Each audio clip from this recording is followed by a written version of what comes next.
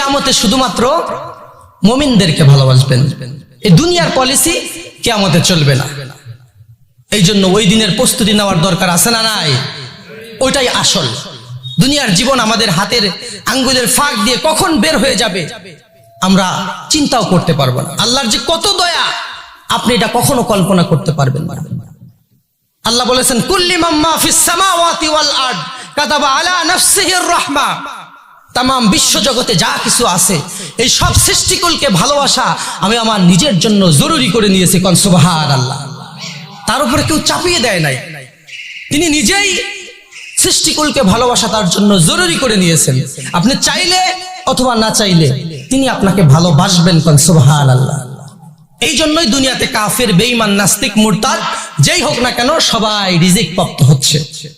আল্লাহ সবাইকে ভালোবাসবেন, কিন্তু কিয়ামতে শুধুমাত্র